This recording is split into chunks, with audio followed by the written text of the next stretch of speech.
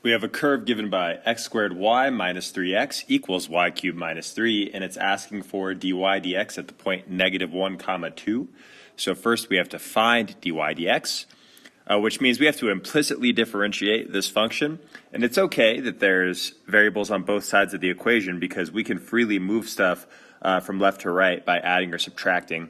But let's differentiate first. So we have x squared times y, and because I'm saying times y, this is a product of functions, and I need to use a product rule. So I'm going to do the derivative of the first function, which gives me 2x, and I'm going to multiply that by the second function. And then I'm going to add the first function, x squared, times the derivative of the second function, dy dx. That is the product rule for derivatives. The derivative of -3x is just -3. And the derivative of y cubed is 3y squared dy dx. Derivative of -3 is, of course, 0, so that goes away. And now we want to isolate dy dx, and we notice that we have a dy dx on both sides of our equation, and we want to get them onto the same side.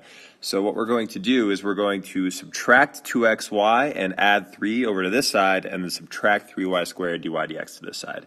So we get x squared dy dx minus 3y squared dy dx, and that's equal to -2xy plus 3. And now we can factor out a dy dx times x squared minus 3y squared, right? And if we can do that, that means we can divide it over, right? So we're going to divide this piece over here.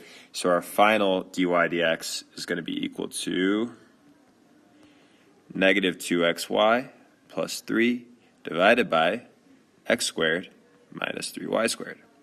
And the question asks for dy dx at -1 comma 2. So all we're going to do now is plug in -1 and 2 for x and y. So we get -2 and then -1 times 2 plus 3, and divide that by -1 squared minus 3 times 2 squared. Okay, so what's that going to be? We have positive 4 plus 3 is 7 on top, and then we have positive 1 minus 12 is -11 on bottom. So that's -7 over 11, and that is answer A. If h of t is a function that tells us the temperature at a certain time during the day, then what is the best interpretation of h prime 24? Well, h prime of t is going to be the instantaneous rate of change of the temperature. It's the instantaneous rate of change of the temperature. So we need to look for some language that says something like that. So we have the change in temperature during the first day, no good, because that doesn't talk about how this is instantaneously happening at hour 24. The change in temperature during the 24th hour seems reasonable, like it could be a good answer, but let's read the rest of them. The average rate at which the temperature changed during the 24th hour, okay, so it says average, not instantaneous, so that's no good. The rate at which the temperature is changing during the first day, okay, so that is no good again because it's saying the first day. And then the rate at which the temperature is changing at the end of the 24th hour. Okay, this is the best answer because it has that word rate in there. The rate at which the temperature is changing, and it has also that 24th hour. So the best answer here is E. That best shows what this derivative is telling us. We have a graph of f, and it says that there are 4 zeros from -7 to 7. So that's -7, that's x equals 7. Our 4 zeros are 1, 2, 3, 4. It is asking how many relative maxima do we have on f? You're good. Sorry, Senor Barber just came into my room to give me a half gallon of milk, and I kind of lost track of where I was. But I do know that this is a graph of f prime, and we have 4 zeros, 1, 2, 3, 4.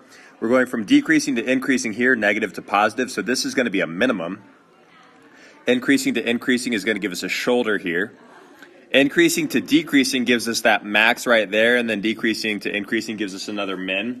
So this is asking for maxima only. So there's only one of those, the one that happens right here. So the answer to this one is part A, or answer A. Okay, we have e to the 2 minus x. So this is going to be a chain rule because we have a function inside another function. We have e to the, and we have 2 minus x. 2 minus x is going inside there. So this is going to be a chain rule which means we do the derivative of the outside function, we leave the inside alone, and then we multiply by the derivative of the inside function. So the derivative of e to the is just e to the, and the inside is going to be the same. But the derivative of 2 over x, we can write that as 2 times x to the negative 1.